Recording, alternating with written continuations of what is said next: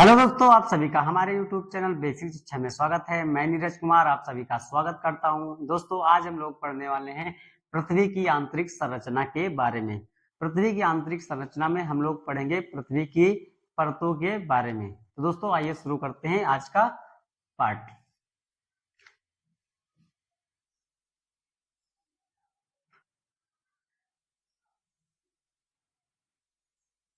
तो दोस्तों, पृथ्वी को 3 परतों में पढ़ा जाता है। पहली परत को कहते हैं भूपर्पटी, जिसे कहते हैं क्रस्ट। इसी को कहते हैं सी आल। और दूसरी परत को कहते हैं मेंटल, इसी को कहते हैं सी मा। और तीसरी को कहते हैं कोर, और इसी को कहते हैं नी फे।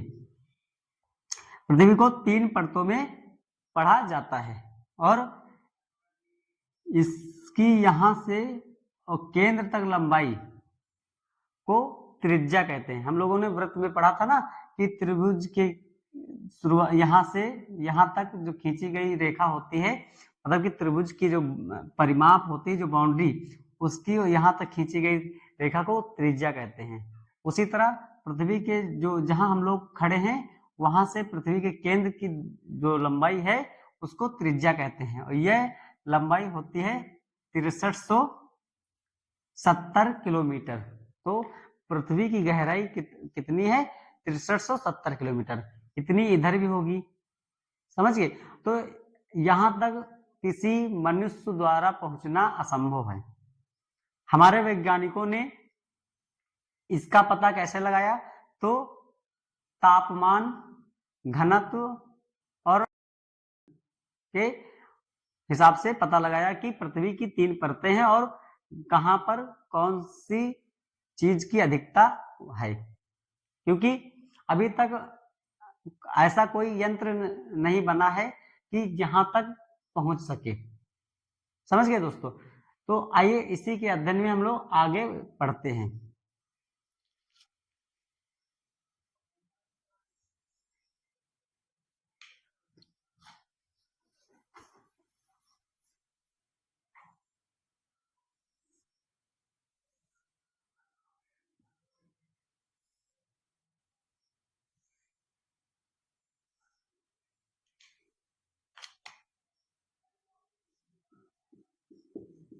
पहली परत को कहते हैं भूपर्पटी या क्रस्ट।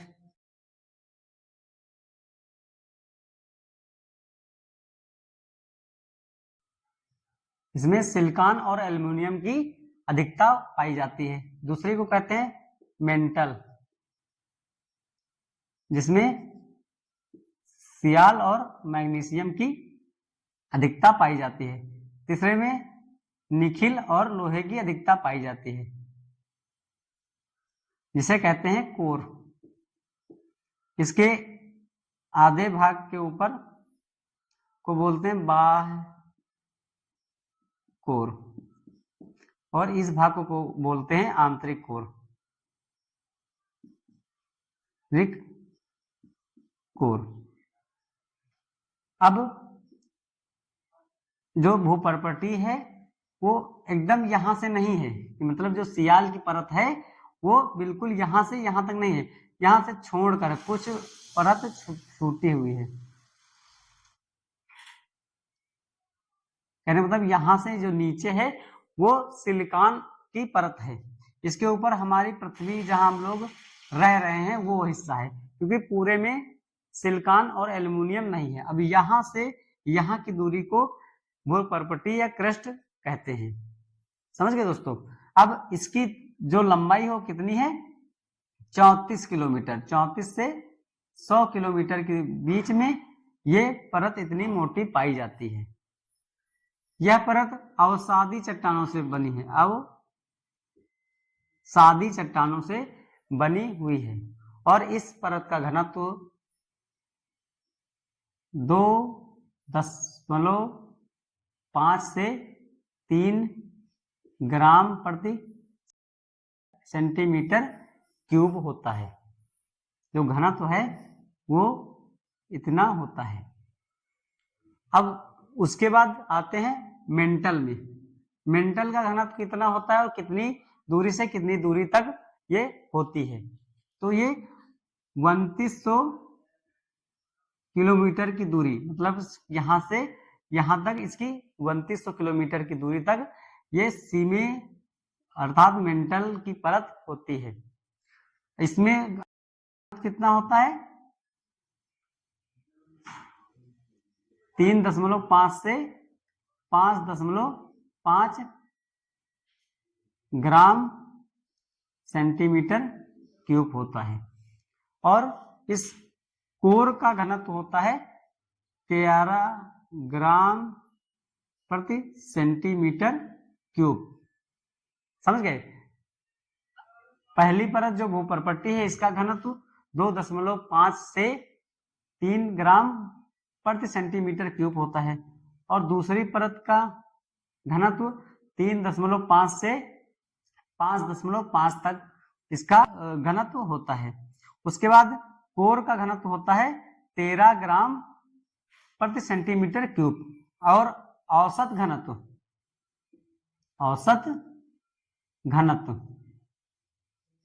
की बात की जाए तो 5.5 ग्राम सेंटीमीटर क्यूब होता है। तो ये सभी जो प्रश्न हैं ये बहुत ही महत्वपूर्ण हैं, हमें ये सभी याद रखना है। पहली परत को क्या कहते हैं? भूपर्पट्टी या क्रस्ट। इसमें सिलिका और एल्युमिनियम की अधिकता होती है। हम ये यहाँ थोड़ा बहुत छोड़ कर है, एकदम मतलब कि यही से नहीं जुड़ी है, कुछ नीचे से है। समझ गए? क्योंकि हम लोग जहां पर हैं रहते हैं उस वहां पर ये सियाल नहीं, उसके नीचे से थोड़ा दूरी के बाद ही सियाल की ये परत है। समझ गए दोस्तों? और इसकी दूरी होती है 34 किलोमीटर से 100 किलोमीटर की दूरी तक। ये पहली परत जो भूपर्पट्टी है वो है, और ये अवसादी चट्टानों से बनी हुई है। समझ गए दोस्तों? और दूसरी मेंटल है, इसको सीमा कहते हैं। सिलिकॉन और मैग्नीशियम की अधिकता इस परत में पाई जाती है और इसका घनत्व होता है 3.5 से 5.5 ग्राम प्रति सेंटीमीटर क्यूब होता है। उसके बाद इसकी लंबाई कितनी है, मतलब कि गहराई 3200 किलोमीटर तक इसकी गहराई है। उसके बाद 3200 के बाद कोर आ जाता है। कोर की गहराई होती है 6370 किलोमीटर और जो बाह्य कोर और आंतरिक कोर के बीच जो ये डिवाइड है वो है 5120 किलोमीटर। तो इतना हमें याद रखना है। उसके बाद जो ये कोर है ये द्रव के रूप में है, द्रव और प्लास्टिक के रूप में है। तो हमें ये इतना याद रखना है, द्रव के रूप में, द्रव व प्लास्टिक के रूप में। समझ गए दोस्तों? अब इसके आगे हम लोग पढ़ते हैं कि जो ये रेखा या डिवाइड है ना, इसको क्या कहते हैं? क्रस्ट और मेंटल को बांटने वाली रेखा, मतलब अलग करने वाली रेखा को क्या कहते हैं? मोहो डिसकंटिन्यूटी।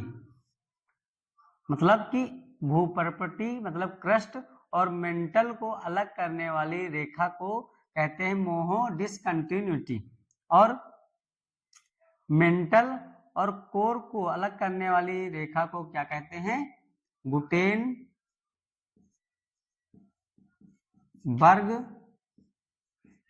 डिसकंटिन्यूटी।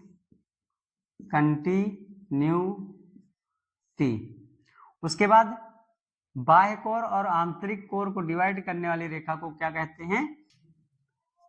Lehmann discontinuity. तो हमें ये तीनों रेखाओं के बारे में पता होना चाहिए। जो क्रस्ट और मेंटल को डिवाइड करने वाली रेखा को मोहो डिसकंटिन्यूटी और मेंटल और कोर को डिवाइड करने वाली रेखा को गुटेनबर्ग डिसकंटिन्यूटी और आंतरिक कोर और बाह्य कोर को डिवाइड करने वाली रेखा को लेहमन डिसकंटिन्यूटी कहते हैं। अब पृथ्वी की सतह में अंदर जाने पर 32 मीटर गहराई में जाने पर 1 डिग्री टेम्परेचर बढ़ जाता है। उस प्रकार प्रत्येक 32 मीटर नीचे जाने पर 1 डिग्री का तापमान नहीं बढ़ता है, ये कहीं अलग है, कहीं ज्यादा है, कहीं कम है। और इस प्रकार 100 मीटर गहराई में जाने पर 2 से 3 डिग्री का टेम्परेचर बढ़ जाता है। ठीक है दोस्तों, ये क्वेश्चन 1 नंबर के पूछे जाते हैं, इनको याद रखना। 32 मीटर पृथ्वी की गहराई में जाने पर 1 डिग्री टेम्परेचर का मान बढ़ जाता है और 100 मीटर नीचे गहराई में जाने पर 2 से 3 डिग्री का तापमान बढ़ जाता है। ठीक है दोस्तों, भूपर्पटी में जो भूपर्पटी ये परत है, इसमें सबसे ज्यादा ऑक्सीजन पाई जाती है। कितनी प्रतिशत? 46.80% ऑक्सीजन पाई जाती है। अगर पृथ्वी के वायुमंडल की बात की जाए, जो पृथ्वी का वायुमंडल है उसमें नाइट्रोजन सबसे ज्यादा है। और पृथ्वी के अंदर बात की जाए, जो पहली परत है, इसमें ऑक्सीजन की मात्रा सबसे ज्यादा है। और दूसरी सबसे ज्यादा सिलिकॉन है। सिलिकॉन कितनी है? 27.7% है। उसके बाद एल्युमिनियम 8% है। ठीक है दोस्तों।